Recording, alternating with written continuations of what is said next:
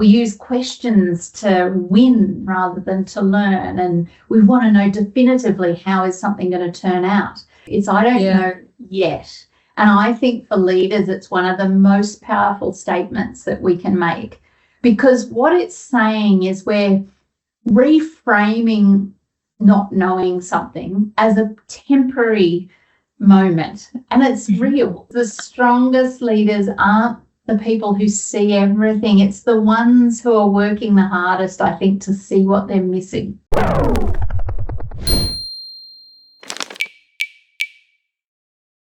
So, what if your biggest strategic mistake doesn't come from what you see wrong, but from what you don't see at all?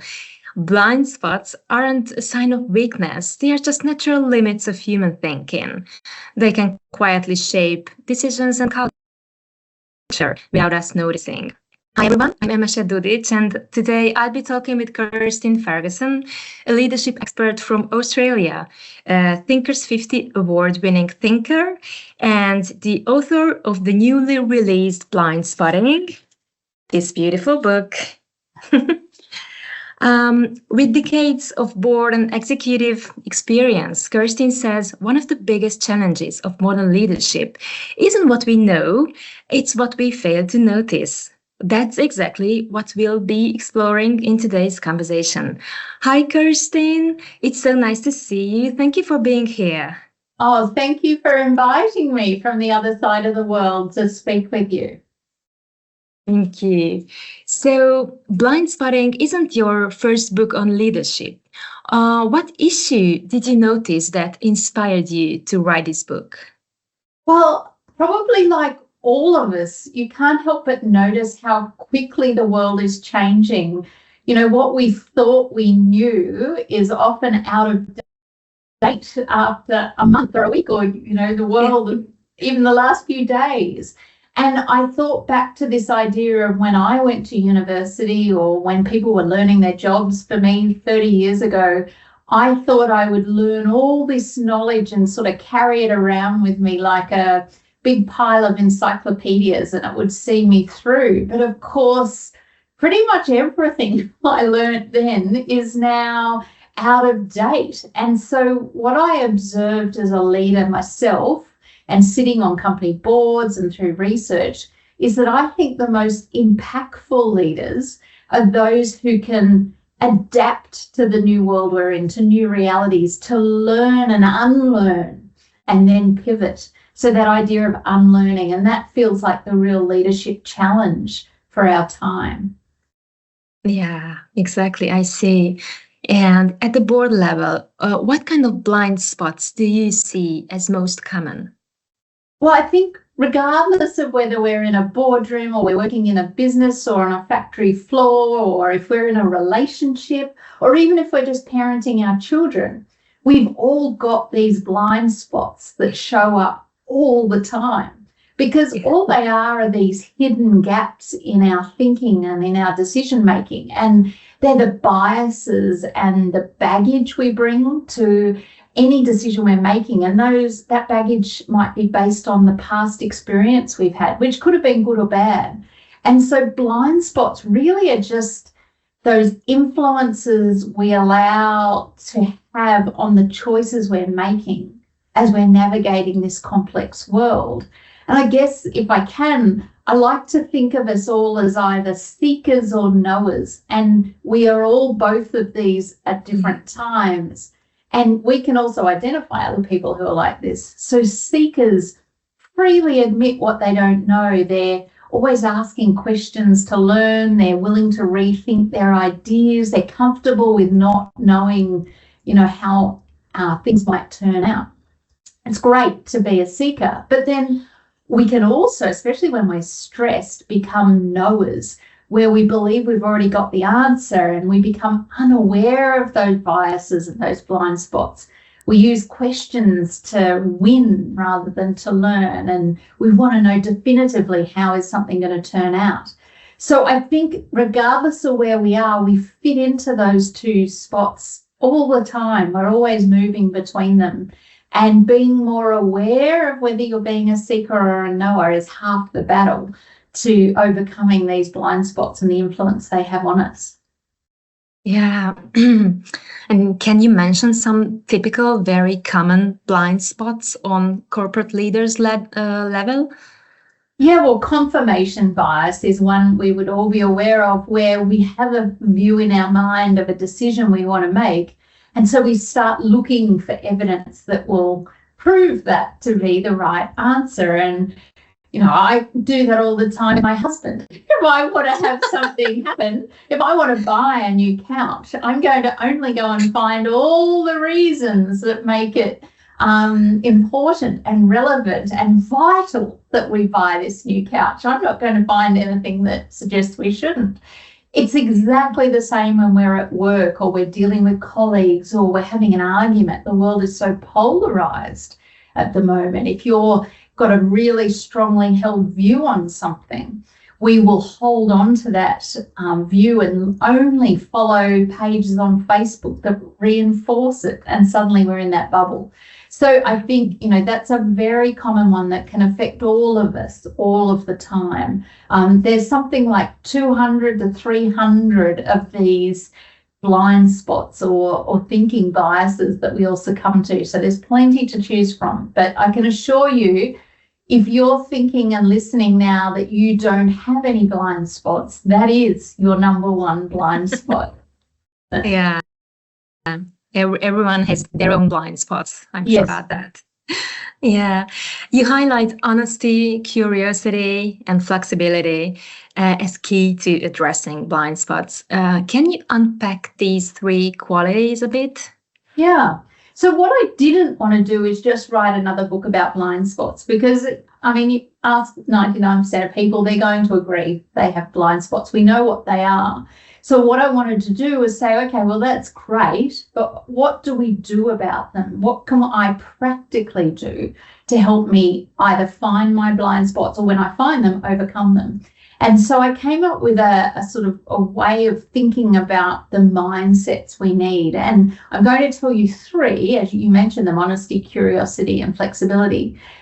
But while each of them is important, the power comes from using all three together.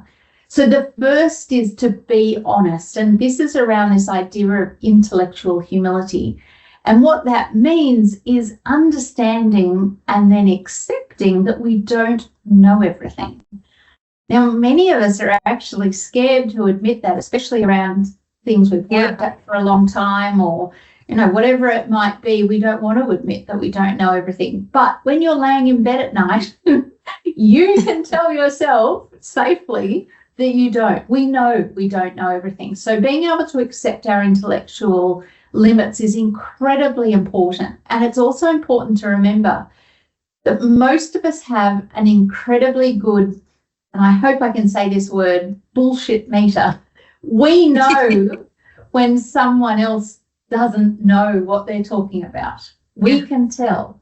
But we have a blind spot that we think no one realizes when we don't know what we're talking about. We have a blind spot on our own blind spots, right? Exactly. We seem to think everyone else we can tell, but, you know, for whatever reason, they can't tell us. So accepting our intellectual limits is fundamentally important. If you can't do that, then everything else I'm going to talk about is pretty much irrelevant, because you're going around the world thinking, I know everything. So once we've done that, we need to be able to disentangle our ego. And very briefly, what that means is, if you're someone who defines themselves by what they believe they know, then it's very hard to accept feedback or to be told perhaps there's more you need to learn. So we need to find ways to say, this is what I've been working on, and this is, you know, an area of my life that I like to learn more about, but it's not who I am, because I am someone who loves to learn. I'm someone who loves to be told when I could learn more. We need to disentangle that sense of self from what we think we know. Otherwise it gets too tied up in our self-esteem. And then finally, part of being honest is hunting for our biases. So everything I'm going to talk about is an active practice. It's not a matter of just sitting back and saying, yeah, I've got blind spots and, you know, I'll try and work that out later. It's actively hunting for those thinking biases. So that's what it means to be honest. We then also need to be curious. So if I'm accepting the fact that I don't know everything, then I also need to go and search for the truth. So that's the first practice of being curious. We need to be able to go and weigh up the evidence. You know, if someone tells me the world is flat, there's plenty of evidence, very easily obtainable, to suggest that that may not be true. Well, it's not true. And so we need to be actively searching for the truth. That's a very glib example, but there's many more difficult examples, especially in this polarized world we're in. We need to be able to pursue different perspectives. So I advocate actively trying to listen to people who disagree with you. So this isn't about diverse perspectives in terms of ethnicity and age and gender, although that is obviously really important, and I'm very passionate about that. This is about different perspectives to what you believe and think. And so finding someone who might say, you know, in a respectful way, actually, you know, you've come from this perspective. I'm looking at it from a completely different perspective, and being open to that. And then finally, using questions in really great ways for insight. So really being open to asking you, you know, why is it you believe that? Like, I'm fascinated. It seems it's so different to what I believe. What am I missing? What is it you see that I don't see? And then finally, being flexible. And again, this is the third mindset, but we need all three. And this is all around this idea of being able to change our mind. Because as I've gone through, if you're honest, you don't know all the answers. You're then curious and you've gone and found a more accurate answer. Unless you're prepared to change your mind, what's it all for? And so to be flexible, we need to be able to read the room and understand the room we're in. And if you're in a very small room because you're in your own bubble, it's not the right room. We need to be able to embrace this ambiguous world we live in. We don't know how things are going to work out, and we need to be okay with that because that is the case. And then finally, keeping that mind open. And it's not about flip-flopping. It's not about not having a view, but it's also not about having a fixed view. So we're finding that sweet spot in the middle. And that is, to me, the whole essence of blind spotting. Yeah, that makes sense. I don't know yet is an iconic line from the book. What does it really mean, and why does it matter? Yeah, those 4 words. Now, it's not 3. It's not I don't know. It's I don't know yet. And I think for leaders, it's one of the most powerful statements that we can make, because what it's saying is we're reframing not knowing something as a temporary moment, and it's real. Like, I don't know yet. There's so many things I'm expert in that I know I don't know yet, but I'm going to go and learn. And what it signals as a leader to us is a real confidence in your own sense of ability and self-esteem to say, look, I don't know yet, but I'm really open to learning. You know, I'm not here going to try and pretend to you that I know something that I don't. And it signals to your teams that you actually are relying on them too, because what I'm saying is, I don't know, but between us, you know this, and person B knows this, and person C's got great experience in this. Together, we're going to figure this out, and we will find a solution. So it's that sureness, we're going to work it out. But it's totally okay to say, I don't know yet, and it builds loyalty and respect and psychological safety rather than diminishing it. And I think when I spoke about seekers before, we want to build teams of people that are seekers, and rewarding others in your team that are confident enough to say, I don't know yet, is a really important thing to do. Yeah, I like that sentence. Yeah, we just can't know everything. But I was struck that you don't just accept passive acknowledgement of this, but encourage active discovery of what we don't know. Why is it so important? Well, I mean, just being aware we've got blind spots hasn't stopped most of us from making really stupid choices. We've all made a decision, and you later think, what was I thinking? I can think of in any given day that I think, what was I thinking? If you go back and analyze the last time you did that, generally you will have made a decision based on a past experience you thought would go the same way and it didn't, or because you really have a blind spot about a person, and so you don't want to do something, or you do want to do something, and you end up repeating the same mistakes. So passively, we can keep doing that if you want, like if that's working for you. But if you want something to be done differently, you need to start thinking differently. Those blind spots are not going to disappear just through awareness alone. They'll only start to shrink through deliberate action. And that's asking better questions, inviting different perspectives, testing our assumptions. Curiosity is something that we need to work at. It doesn't just happen. As children, we're all so incredibly curious, but there's plenty of research that shows the older we get, the less curious we become. And most of us as adults are far less curious than we need and want to be. So we need to work hard at that. Yeah, I see. You often advise pausing to reflect and questioning ourselves. Is there any risk this could make leaders indecisive, slow, or hesitant? Where is the balance between self-reflection and uncertainty?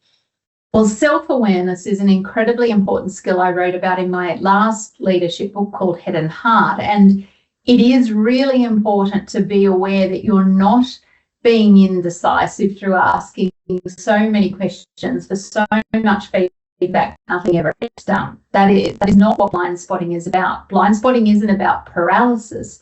It's actually about making sharper decisions. And a pause to reflect and challenge assumptions, in my experience, speeds up the execution of whatever it is you're doing, because you're going to avoid costly mistakes later. So yes, it needs balance, but by asking those questions beforehand, like, what have I missed? Before we go and do this, what is anyone else seeing that I'm not seeing? Is anyone thinking that this is a really bad idea? Well, what are the costs of failure if we don't get this right? Pausing to have those kind of conversations means you're far more likely to have a more effective outcome down the track. Yeah, okay. In corporate, the higher someone rises, the less honest feedback they receive. So how can this be addressed at a structural level? Yeah, that's a great question. And I think if you're a leader listening and you haven't received feedback in a while, then maybe that's a bit of a blind spot in action, because I would be asking you, what's stopping people from giving you feedback? And what is it you're avoiding or don't want to hear? I think we need to be constantly asking for feedback. And if you're hearing nothing, or everyone's saying you're wonderful, then that is a blind spot of yours to uncover, because people either feel unsafe to tell you what they really think. There may have been a time they have told you previously and you have reacted poorly. They may have observed that happen to a colleague and they're thinking, I'm never going to go and tell you what I think because I know what happens. So to turn that around, you need to make sure there's processes in place for perhaps anonymous feedback, like 360-degree reviews, building a culture where having a different point of view is rewarded, not punished, and then being someone who really thanks and acknowledges people who do have the courage to give you feedback. It doesn't mean you need to take it on and do it, whatever it is. I mean, you need to be weighing that up about, whether it's something you agree with, whether it's what others have observed, but you do need to always be grateful for the gift they've given you in being prepared to give you feedback at all. It's not easy for every leader, I think. No, it's not. Forget being a leader. It's not easy for any of us to hear feedback on anything, from friends or whatever it might be, family. It's always hard because, we're so invested in wanting to do well and to do things and be treated in a way that we hope is having a positive impact. But yet, I think once you become able to hear feedback in a way that it is intended, and it, obviously I'm talking about feedback that is given with good intentions of wanting to do better. Yeah, that's important. It is. Then you can only ever be grateful for it. It's something that you would never have otherwise known, and yet it is existing. So that perspective that someone has of you, just because you're not hearing it, doesn't mean it's not there. So I like to think I'd rather know that that's what that person thinks, because that gives me a chance, even a small chance, to try and turn that around. If they hold on to it, I've got no idea what's going on. So I think not seeking feedback is simply putting your head in the sand and hoping that maybe it doesn't exist, but it does. Absolutely. Let's make this personal for a moment. Have you ever realized later that a blind spot was affecting one of your leadership decisions? Yeah, all the time. I mean, I would have countless spots, and I've written a book on blind spotting, and that's because I'm human. But one that's really humbled me that I've only thought about more recently, yet it was a massive blind spot when I was a CEO of an organisation, and I used to give opportunities and promotions and the best sort of work and things like that to people who I trusted as a safe pair of hands, someone who I could rely on and that had proven themselves. But because I kept giving the opportunities to those people, it was creating this massive blind spot in my mind about others who may also have been capable but were not always given the same chance. They weren't even on the same playing field, really, because you've got one group that's getting, overly rewarded, and others that could never get that chance to prove themselves. And I think we think we're doing the right thing. I thought that was the best approach, but looking back now, I don't think it was. I think it was a blind spot about being seduced by the people who were more overtly able to show what they could do, and perhaps not giving opportunities, even if there might have been a bit more risk, to a broader group. And, the reason I use that example is I think it's one that many of us would probably think about. We all have that person we know we'll keep giving that opportunity to, but maybe that's another blind spot in action. That was a great example. Thank you for sharing. So far, we've mostly talked about individuals, but blind spots aren't just personal, so they can also be organizational. How does that work? Well, in blind spotting, the last third of the book is all about cultures and how we can create blind spotting cultures. But if you think of most cases of business collapse, or, the bad egg in a business that's allowed to stay there, and we then later discover that, it was all fraudulent or something, there's generally huge blind spots that have been going on within that business, things we don't want to see.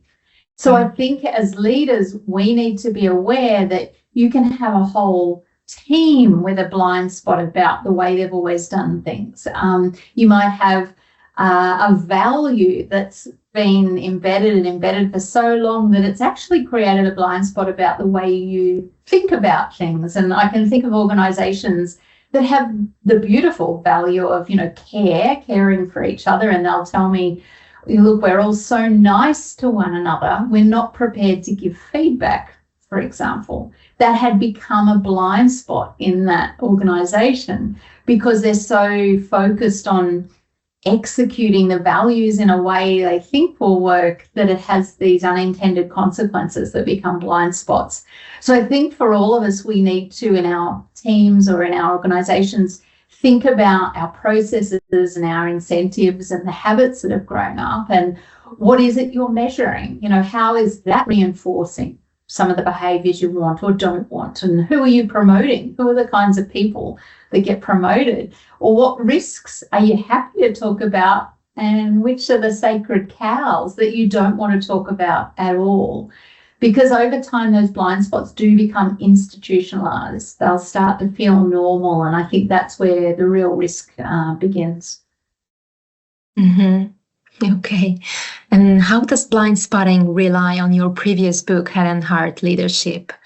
Yeah, so my earlier book was called Head and Heart, The Art of Modern Leadership. And in that, I argued that we all need to be leading at all times with both our head and our heart. That is, being able to lead with our rational mind and also with emotional intelligence. And that the art of modern leadership is knowing what is needed and when, and it goes into a lot of detail about, you know, what that looks like. But that research led directly to this work around blind spotting, because some of the qualities of leading with the head and heart around curiosity, which we've talked about, and one I call perspective, which is being able to be flexible and read the room, has directly led to blind spotting. But I wanted blind spotting to go this level deeper and really allow us to ask ourselves, what are we not seeing in our thinking? And how is it that those decisions that we can make, whether through our head or our heart or whatever is needed at the time, how is it that we can still make the wrong decision even when we're leading in that way? What is it that we need to be doing differently? And so this is really around helping us make better decisions. Yeah, mentioning head and the heart, I just realized that some decisions may come from our guts. Yeah. I think I didn't, that's a whole nother conversation we could have, because academically there is this whole idea of gut. I think the way I thought of it is, ideally, if you have a gut reaction, you need to test it with your head and your heart. So either way, I think we still come back to really balancing the way we think about things. And even if you're a CFO that deals with numbers all day, every decision you're making needs to be considered from our emotions as well. And likewise, if you're a people manager that's constantly dealing with people issues, you need to also lead with your head and really be thinking about, you know, what's the data and research I need to support these decisions. Yeah, that makes sense. And earlier you mentioned bubbles that we all live in, and that's true. Social media and information bubbles distort all of our perceptions of reality. So how does this play out among senior leaders? Yeah, now that is a really good question, and I'm going to talk to you about something called the curse of expertise. But for anyone watching or listening, this doesn't apply just to senior leaders. So this is, again, something that I think senior leaders are especially susceptible to, but all of us can be. And this curse of expertise, it's this idea that when we've learnt to be good at something, whatever it is, we're very good at knowing when we're right, but we are terrible at knowing when we should doubt what we think we know, when we might be wrong. So we've all heard of the Dunning-Kruger effect, this idea that people with a small amount of knowledge overestimate what they think they know. This is the corollary, the opposite of that. It's this idea that we can know a lot. And in fact, the more we know about a subject, the more confident we feel that we're right, the less we're likely to doubt. And I can think of that playing out in all sorts of situations in my own life where I've thought, no, I've read lots about this topic. I think I know all about it. And the more I am confident of how much I know, the less I really do. And the less willing I am to be open to another idea. And so I think this curse of expertise is something we all need to watch when we've become an expert, either as a senior leader or in whatever it is we do. Yeah. And of course, we can't ignore technology. So can artificial intelligence help identify blind spots, or does it create new ones? Yes and yes. So I think AI is an amazing tool, as all of us do, and I think I'm going to answer this in the way most of us are probably thinking, in that it can surface patterns that you miss. I've put into it things that I'm just curious, a problem I might be trying to grapple with, and I might have formed what I think is going to be an answer. And it will tell me all these things I hadn't thought about. And you're like, okay, that's fantastic. But we also know that it can be trained on biased data. And probably the more I'm telling it the kind of way I'm thinking, the less likely I am that I'm going to get my blind spots pointed out over time. So I guess I like to go into AI thinking of it as a partner, not a replacement for my judgment. But it is incredibly helpful at testing some of our assumptions, at just giving us pause for what have I missed? If I do this, what have I missed? And just again, as a personal example, there was a situation I was thinking through, and it involved relationships and contracts and different ways of thinking about a specific problem. And I was pretty clear as to what I thought I should do, but I just thought I'd ask. And while the outcome was the same, the way AI came to that conclusion was completely different. And I found that fascinating as well. And so just those different ways of thinking about how we can problem solve will help us deal with some blind spots for sure. All right. What concrete practice or routine should every CEO adopt to reduce blind spots? This is quick and easy. Be courageous enough to say, I don't know yet, and reward others who do the same. Honestly, the number of employees who have said to me, my boss gave a town hall, or they spoke and they said, look, they don't know how this merge is going to work out, but they're working on this, this and this. It was so good to hear them be honest and not just tell us what they think we want to hear. So people can tell if you don't know, be courageous enough to say it. I don't know yet, but this is what I'm doing to learn. Yeah, that's a great sentence. I heard you say in a talk that, in a sense, we are all leaders, and I love that thought. What exactly do you mean by it? And this idea is the heart of my book, Head and Heart. And it's this idea that leadership isn't just a fancy title or, sitting in a nice office, if anyone still sits in offices these days. I truly believe that we are all leaders in our families, in our communities, and in our roles. And as formal leaders, I don't think we nearly do as good enough job as we should of reminding the people that we work with of this. But the basic way I think about everyone as leaders is that all of us can impact those around us through the choices we make, the words we use, the behaviours we role model. And the more we can be reminding people of that and remembering that, the more positive impact we can all have on those around us every day. Yeah, and we can leave the world a better place than we found it. Hopefully. Yeah. Before we close, I'd like to touch on one more dimension. In your experience, do women and female leaders face different types of blind spots than men, or do they handle them differently?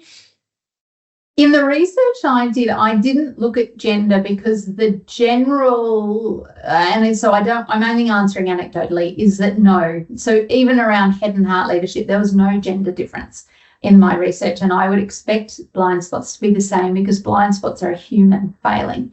However, women and other minorities in the workplace do face additional blind spots. Yeah. Like women may be underestimated, or they might get evaluated through different standards.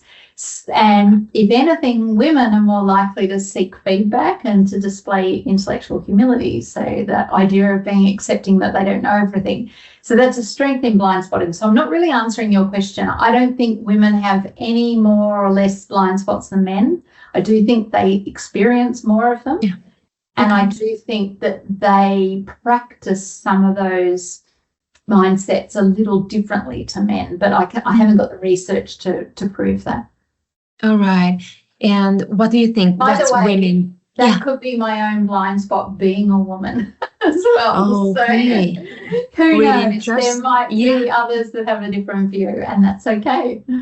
Yeah, that's interesting.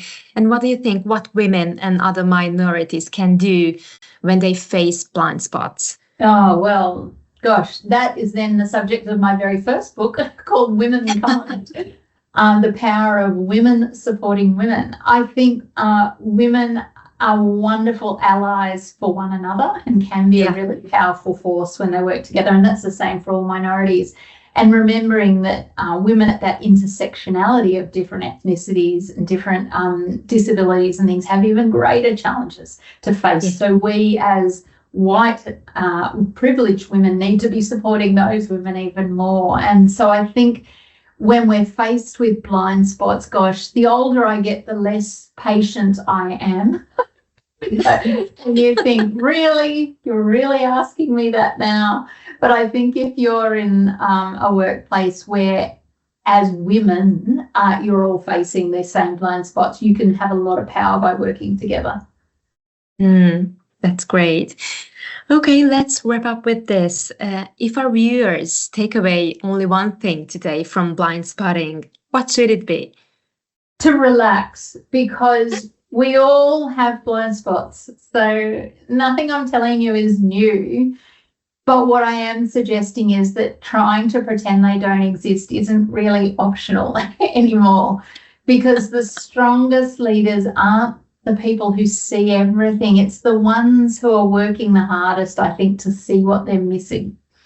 So it's not, I think, the leaders who believe they know everything anymore. It's the leaders who know they don't and who are willing to unlearn what they think they know and then move in a new direction, who are going to be the most successful. And all of us have the power to do that. That's great. And we all need leaders like that. Oh, we love working for leaders like that. So remember that as much as, you might think this is something you need to do, it's something we want to develop in others as well. Yeah, absolutely. Kirstin, thank you so much for being here. This was a fascinating conversation. And to everyone watching, and I hope you enjoy blind spotting. It's well worth your time. Thank you, Kirstin. Thank you.